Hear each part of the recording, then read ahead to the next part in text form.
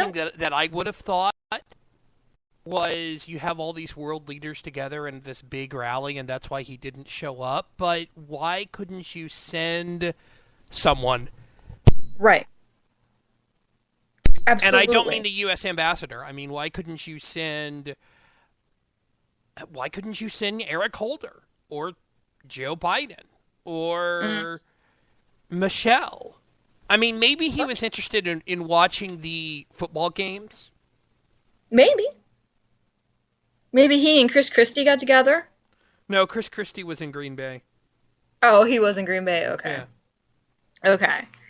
I was wondering about that. Yeah, that's absolutely nuts. Even with the Buckeyes playing, I'd still go to France if I were president of the United States. Just saying. And we're Yeah. pretty hardcore about our football.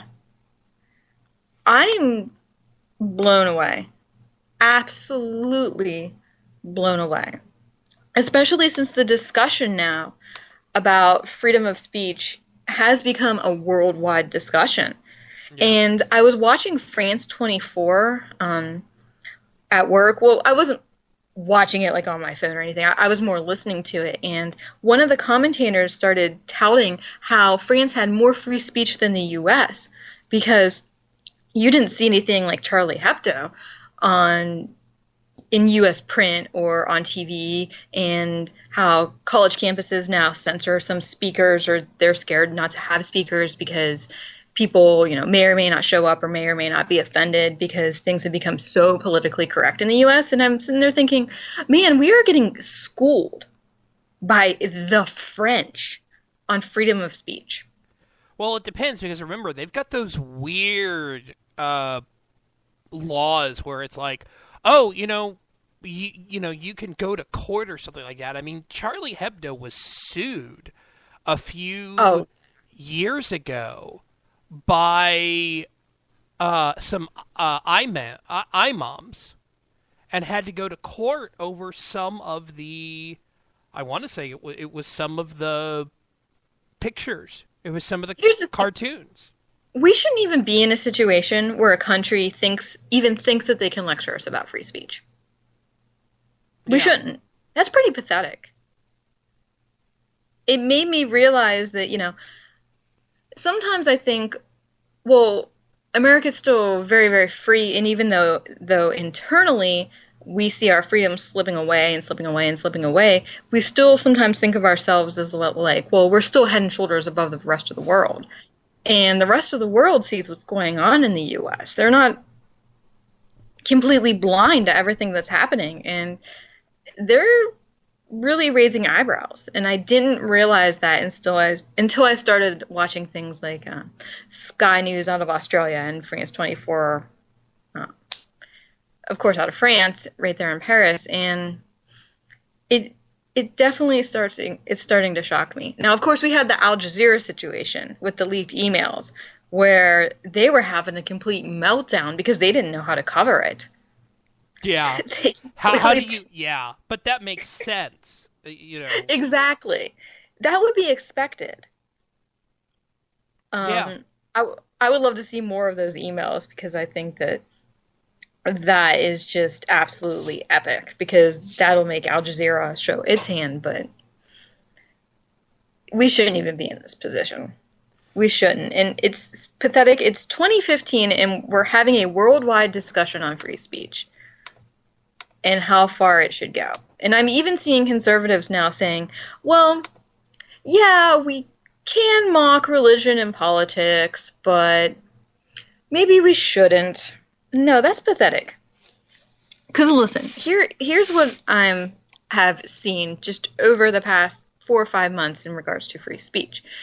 So it's now bullying to criticize race, sex, gender, occupation, culture, language. However, it's completely free speech to criticize religion and politics.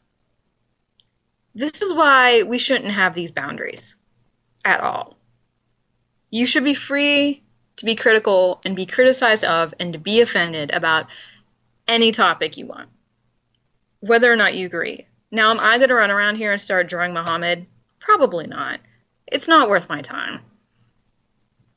And I don't feel the need to purposefully make fun of a religious figure. I don't appreciate it when people do it to Jesus or even to Mary, even though I'm not Catholic, or Buddha or any of these religious figures. I just really don't see a need to it. However, if people want to do it, I don't care. I might be like, oh, okay, that's your right to do it. But I would never be like, oh, that is so rude. Oh my gosh, you guys. I just don't see a need to fight over it. Free speech is free speech, period. My only issue is who pays for it. That's what I'm saying. Like with the Piss Christ piece of art, right. if you want to call it that. My problem was, I think that was publicly funded. Yes, and I have a problem with that. I have a problem with things being publicly funded. Yes. Just in general. I mean, but not just that. Like, even if it was if the Charlie Hebdo cartoons were put out by a publicly funded museum or something like that, I would probably have a problem with that. Because I don't... But you have a problem with the funding and not the speech in itself. Yeah. I mean, if somebody wants to do the entire, Piss Christ or, Charlie Hebdo stuff or Buddha upside down or whatever, that... All right. Whether I agree or not is one thing. But the funding. Yeah. Well, no, about the speech. Whether I agree with that or not, that's one thing. I can disagree with somebody's decision to put something like that together and still be like, you're welcome to do that because we have free speech. Mm-hmm. I'm not a big fan of the funding. Yeah, and that's completely understandable because the government shouldn't show favoritism of one religion over another, over even atheism. You can't say, well, there's definitely not a God or whatever. Yeah, that's very understandable because the government represents people of all faiths or lack thereof. Yeah. That's their job. They're not supposed to take an official stance on these things. So, absolutely, the funding, how much does it cost to pee in a jar and put a crucifix in it? I'm confused about that. I don't know. Now that we brought that up. I wasn't going to talk about that. Oh, you'll love the big stand that the Golden Globes took.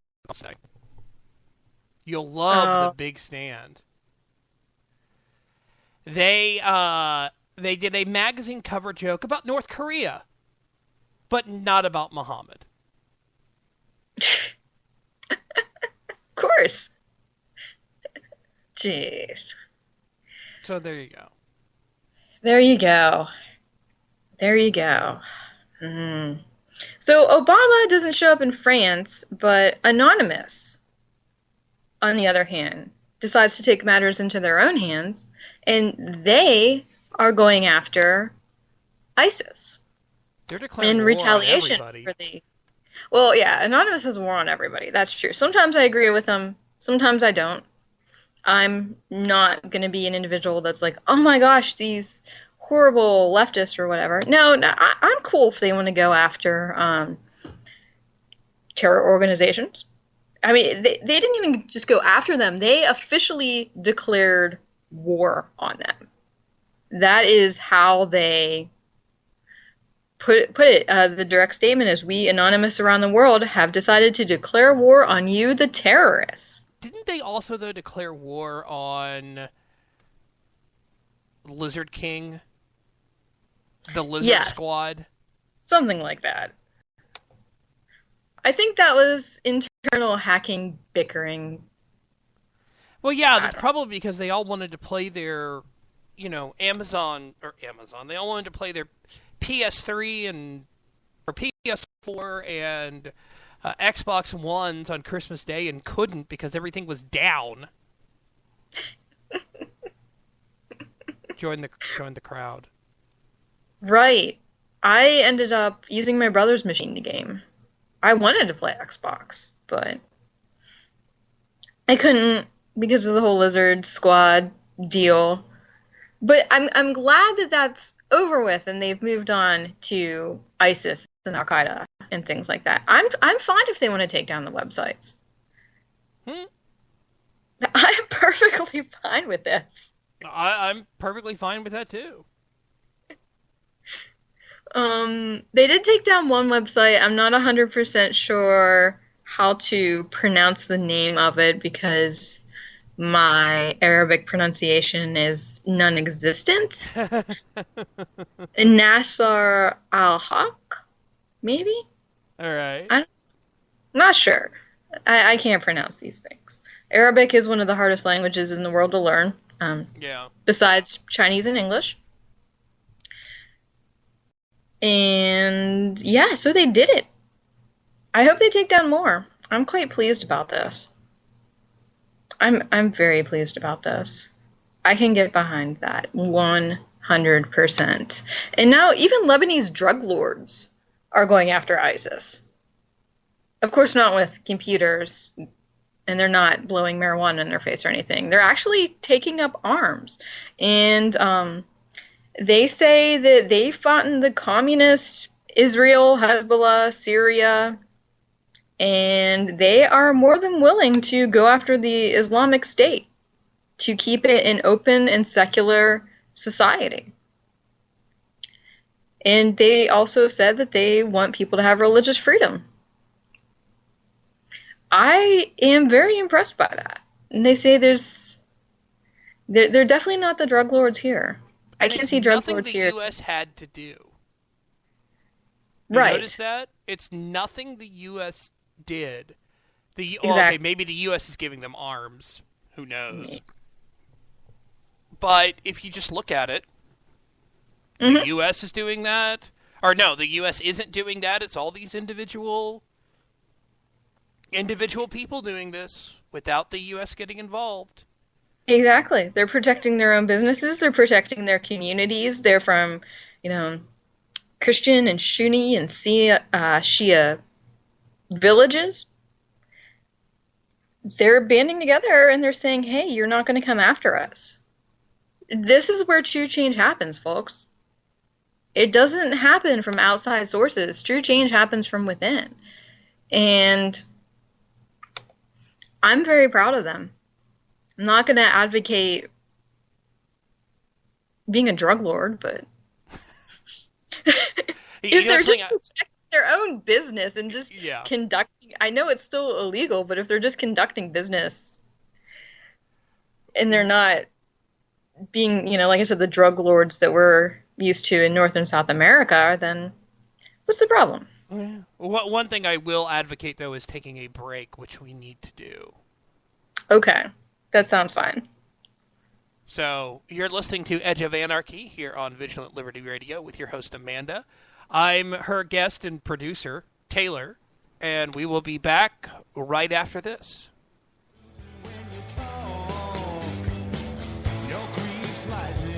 A progressive woman once told me that if she was my wife, she'd poison my coffee. I told her if I was her husband, I'd drink it. This is Alan Bordius, host of Their Finest Hour, Monday nights here on Vigilant Liberty Radio.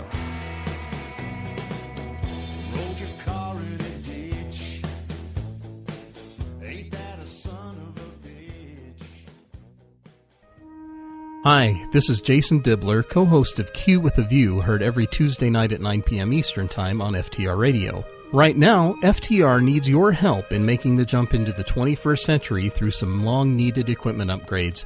This is where you, the great and loyal listeners of Great Conservative Talk Radio, can really lend a hand. Visit GoFundMe.com/helpupgradeFTR right now. Your assistance, no matter how small, will help to ensure that FTR can continue to offer some of the best conservative radio on the interwebs. Your donation of $50 gets you up to 60 seconds of airtime on FTR radio 4 times. For $100, your ad will run 10 times, or